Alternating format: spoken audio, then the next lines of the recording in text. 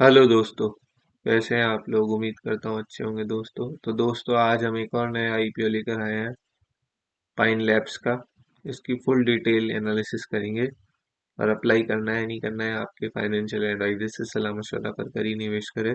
और हमारे चैनल को सब्सक्राइब करना ना भूलें। सबसे पहले बात करते हैं इसकी प्री मार्केट प्रीमियम के बारे में कि क्या इसकी जीएमपी चल रही है। तो देखिए दोस्तों, इसकी जीएमपी की बात करें तो 1 नवंबर को 60 रुपये पर चल रही थी, ये 27% लगभग चल रही थी। और अब 4 नवंबर यानी कल के दिन ये 35 रुपये ऊपर चल रहा है अभी ये आईपीओ प्राइस से। इसमें 15.83% का लिस्टिंग गेंस मिलने के चांसेस है, इस बात का ध्यान रखिएगा। चलिए आगे की वीडियो को स्टार्ट करते हैं। सबसे पहले बात करते हैं आईपीओ से रिलेटेड इंपॉर्टेंट डेट्स की। तो आईपीओ ओपन होएगा 7 नवंबर को, फ्राइडे को। आईपीओ क्लोज होएगा 11 नवंबर को। टेंटेटिव अलॉटमेंट की डेट है, मतलब अलॉटमेंट आपको मिलने स्टार्ट हो जाएंगे 12 नवंबर को। फंड्स मिलने स्टार्ट हो जाएंगे 13 नवंबर को। Credit of share of to demat, और यदि आपके अलॉटमेंट आया तो क्रेडिट हो जाएंगे आपके 13 नवंबर को शेयर। लिस्टिंग की बात करें तो 14 नवंबर फ्राइडे को इसकी शेयर मार्केट में लिस्टिंग हो जाएगी। फेस वैल्यू की बात करें तो 1 रुपये पर शेयर की है।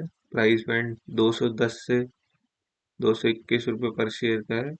रिटेल में आपको 221 रुपये ऑटोमेटिक आ जाएगा, और बिग एच एन आई में आपको टाइप करना होगा ये। लॉट साइज की बात करें तो 67 शेयर का लॉट है, और ये फ्रेश इशू है और ऑफर फॉर सेल है। इसमें टोटल इशू साइज है 3899.91 करोड़, जिसमें 2080 करोड़ रुपए फ्रेश इशू है, और 1819 रुपये 91 करोड़, मतलब 1819.91 करोड़ ओएफएस है। मतलब प्रमोटर्स अपनी हिस्सेदारी बेच रहे हैं। इसमें ठीक ठाक है फ्रेश इशू, तो ये अच्छी बात होगी। और एम्प्लॉय को 21 रुपये का डिस्काउंट मिलेगा।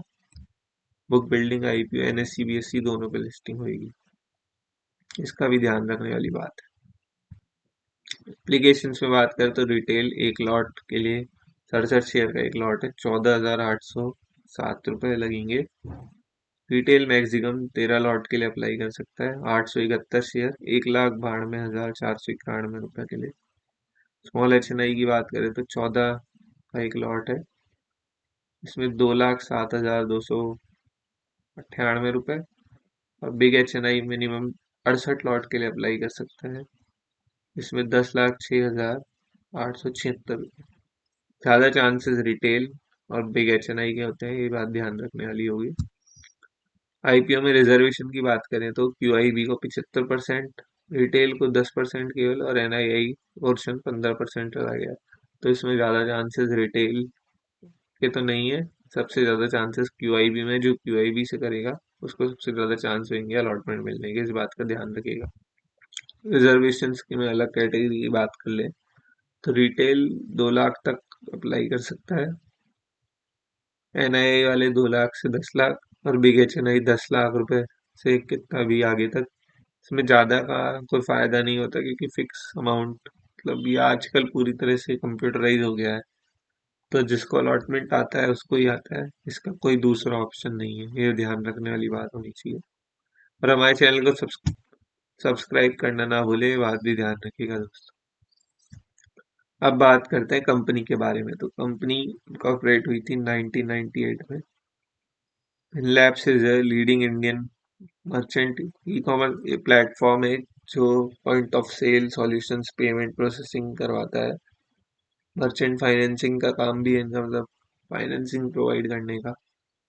स्मॉल रिटेलर्स को और लार्ज एंटरप्राइजेस दोनों को डिजिटल पेमेंट टेक्नोलॉजी और वैल्यू एडेड सर्विस प्रोवाइड करवाते हैं। इसकी ऑफरिंग है, इनकी ऑफरिंग्स है smart POS devices, multiple forms of payments including debit credit UPI, mobile wallet and EMIs, buy now pay later, मतलब पहले खरीद लीजिए और बाद में पेमेंट कर दीजिए। ईएमआई सॉल्यूशंस भी प्रोवाइड करते हैं ये loyalty gifting solutions, merchandise financing, ecommerce and online payment tools. तो ये एक प्लेटफॉर्म है जो ये सब प्रोवाइड करवाता है। अब आगे इनके फाइनेंस वगैरह देखते हैं, फिर बात करते हैं कि ये किस तरह का इनका बिजनेस ग्रोइंग कर रहा है कि नहीं कर रहा है। असेट्स की बात करें तो इसमें असेट्स में तो ग्रो ही है। 30 जून 2025 के आंकड़े के अनुसार अभी 10,904.32 करोड़ रुपए के सेट्स है इनके पास, जो पिछले सालों के कंपैरिजन में ग्रो हुई है। इनकम की बात करें तो इनकम में गिरावट देखने को मिली है थोड़ी बहुत, लेकिन दोस्तों ये आंकड़ा अभी 30 जून का है, तो इसमें भी अभी बढ़त होएगी, तो ये अच्छी देखते हैं। प्रॉफिट आफ्टर टैक्स की बात करें तो पहले माइनस में था, प्लस में आया है, ये एक अच्छा नेगेटिव पॉजिटिव साइन है, लेकिन ये आईपीओ से पहले ही आया है, ये ध्यान रखिएगा। एबिटा की बात करें तो 120.56 पहले की तुलना में कम है। नेटवर्थ की बात करें, कंपनी की नेटवर्थ पहले माइनस में चल रही थी, जो प्लस में आ गई है, 2,327.55। बोरिंग्स की बात करें तो कंपनी की बोरिंग्स में जरूर बढ़त हुई है, ये एक नेगेटिव पॉइंट हो सकता है, लेकिन कई बार कंपनी को ग्रो करने के लिए बोरिंग्स की भी जरूरत होती है, ये भी ध्यान रखिएगा। ऑब्जेक्ट ऑफ द इशू की बात कर लें तो रीपेमेंट और प्रीपेमेंट इन फुल और in part of certain borings available. तो रीपेमेंट करना 532 करोड़ रुपए जिनके लिए इन्होंने मांगे हैं। इन्वेस्टमेंट इन सस्टेन और सब्सिडरीज नेमली सिंगापुर इन पेमेंट सॉल्यूशंस, अपनी सब्सिडरीज में इन्वेस्टमेंट करना 60 करोड़ रुपए इसके लिए उन्होंने एक्सपेक्टेड रखे हैं। Investment in IT assets expenditure towards cloud infrastructure technology development initiative and इसके लिए इन्होंने 760 करोड़ रुपए लगे हैं, और जनरल कॉर्पोरेट पर्पस। तो ये इनका ऑब्जेक्ट है इशू लाने का, इस बात का ध्यान रखिए। तो ये था आईपीओ से रिलेटेड पूरी जानकारी। अब अपने फाइनेंशियल एडवाइजर से सलाह मशवरा कर कर ही निवेश करिएगा दोस्तों। अभी आईपीओ ओपन होने में टाइम है, ये भी ध्यान रखिएगा, और हमारे चैनल को सब्सक्राइब करना ना भूले। इससे हमको प्रेरणा मिलेगी आपके लिए अच्छी सारी वीडियो बनाने के लिए, तो प्लीज़ हमारे चैनल को सब्सक्राइब करिएगा। धन्यवाद दोस्तों, बहुत बहुत धन्यवाद।